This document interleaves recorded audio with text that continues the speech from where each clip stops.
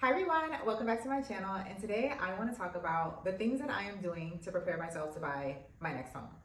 And it's going to require me to dream big. And I say that there's going to be some dreaming going on because it's going to be an uphill battle. I am lucky that I do have a primary home and it was wonderful, but I'm outgrowing it. Is wonderful, but I'm outgrowing it, and I'm hoping that it's not my forever home. If it has to be my forever home, it will work, but again, I'm a dreamer, so why not?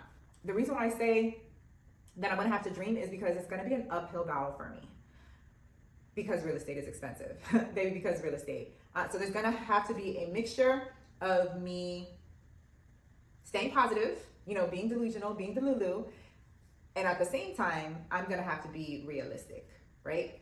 And I have to be realistic because the truth is, I'm not making a lot of money nowadays. I'm making decent money, or I don't know if it's decent, but I'm not making what I used to make.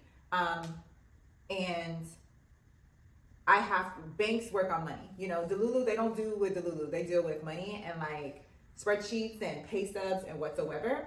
And I have to deliver, right? What I used to make helped me get here, but it's not going to help me to get where I need to go. And although it can seem hopeless, I do not know why I care, but I do care, and I'm going to try anyway. It seems, looking at the numbers, like, why try? Because I can make between $40,000 to $60,000, and even 40, forget about it. But even with 60 can only get me something worth $180,000, and there's nothing in Miami that I can get that is $180,000. 25 years ago, yes, but not now. So that's why it's like, I don't even know why I'm trying, but the positive person in me is going to try it anyway. So I want to buy a house, right? I have to have an action plan, and I've been thinking about it. And there are two aspects of my action plan. One of the things that I already have going for me and my ducks are already in a row. And the other part is the part that I do not have going for me and I have to make a plan. So the things that I have going for me that I just need to maintain is, number one, good credit. Whenever you're trying to buy a house, like, banks look to see how your credit is because that's going to determine the rate you're going to get. And rates are crazy right now. But even for a bank to look at you in a favorable way and you get the 8% versus 10, 11, the punitive percentage amounts, you have to have good credit. And my credit is steady. I have a low utilization, which means that I don't go to the higher parts of my limit and I keep a low balance.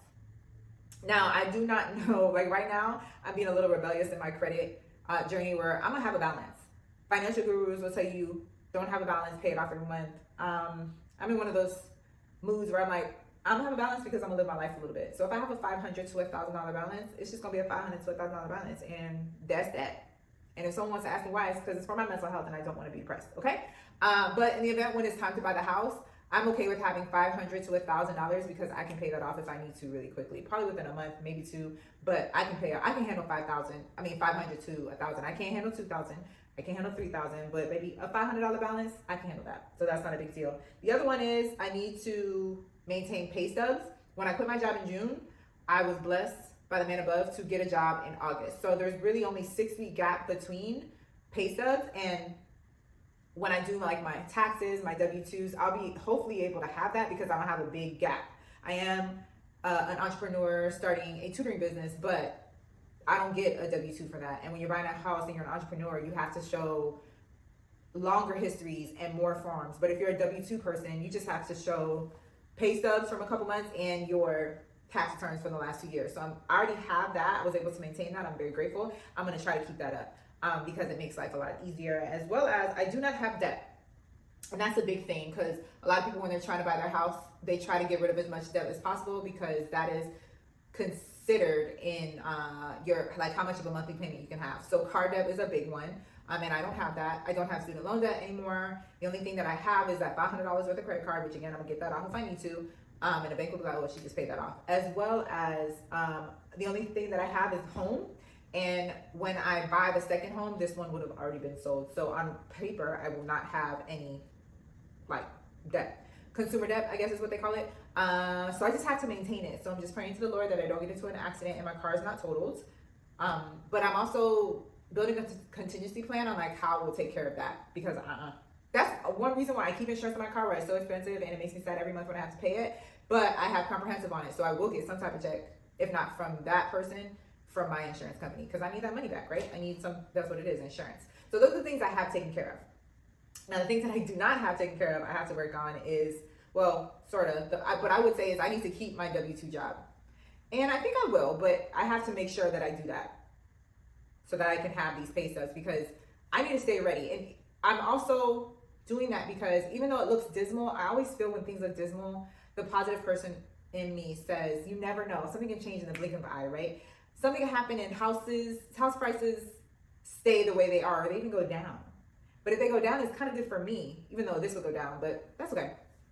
Like, at least I can afford the next home, right? So that's why I'm just like, I need to just make sure my ducks are in a row and I keep this W-2 job so that I have tax returns. So boom, that's taken out the way. Then the second thing is the most obvious. I need to make more money. I need to make more money, and I need to pile every penny that I have into a savings account for the home fund.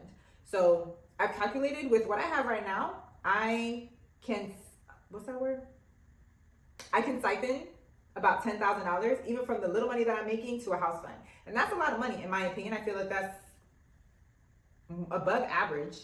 But the thing is, $10,000 is just a drop in a bucket when homes are $500,000, $600,000, right? But I still got to do it. So I need to do that. But on top of that, I need to get my tutoring business off and bringing me some more money because once that pops off, it'll be so much easier. So I need to work really hard at my side hustle, which I'm doing, but it's a process that I need to get through, and I just need to make sure that I'm diligent on it because in 2-3 years, I need to see the fruit of what I'm doing right now.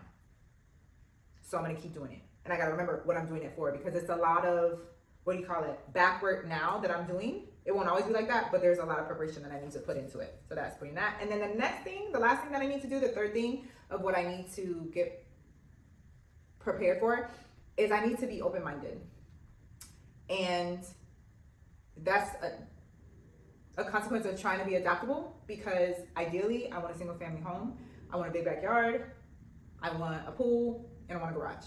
But being open-minded means I may need to settle for a townhome. And I also don't want an HOA. Townhome means HOA. But I might be okay with an HOA if it's an HOA that is more liberal as far as the things that I want to do, they'll let me do. And I will investigate that with the realtor. As well as I might need to get a 2-bedroom instead of a 3-bedroom if it's a single family lot. I may not be able to get the pool, but if it has a big backyard, I can put the pool in there. Or I may not be able to get the garage. Things like that. Maybe it has a carport, or maybe I just don't have the garage, but I have a big yard and I can get at least my pool. I need to be adaptable. Oh, another thing, I may have to change location. Like, so I live in Miami, right? I might have to go to South Miami, which I don't want to. I might have to go to Broward County or even West Palm Beach. I don't want to do any of that. But you have to go where the opportunity is. I did that a lot. My whole life, 20s for sure, even my late teens. But I can't stop now. Where's the opportunity for me to be a homeowner that I can tolerate? I'm not always going to be able to be comfortable in my neighborhood or the dream neighborhood that I want. I have to venture out. But the result will be that I'm a homeowner, and that's all I care about. And all of this is because regardless, I need to be out of here in 3.5 years and make a lateral remove. It used to be 4, but time is ticking. It's 3.5 now. I need to make a lateral remove, and I need to make the lateral remove because where I'm at right now, even though I love it, my home is peaceful and beautiful, it's too restrictive. I have an HOA that is very, very restrictive. I have people above me that has caused me issues. What do you call it?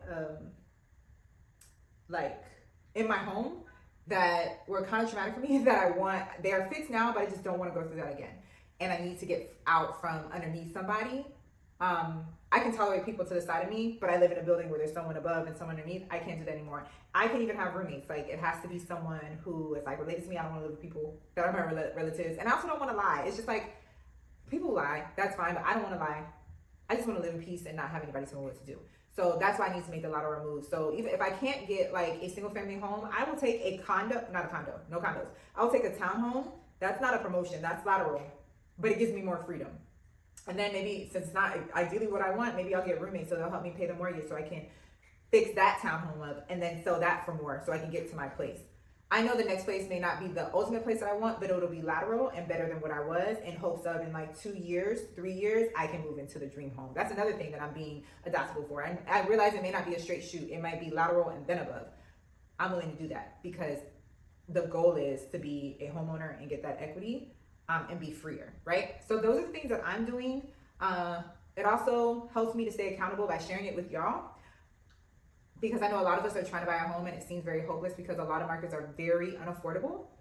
What do y'all think? Do y'all agree with the steps that I'm making? Do y'all have some tips for me? Are y'all thinking about buying a home? I would love to hear about the things that y'all are trying to get together in your journey to home ownership. Let me know in the comments, and I will see y'all next week.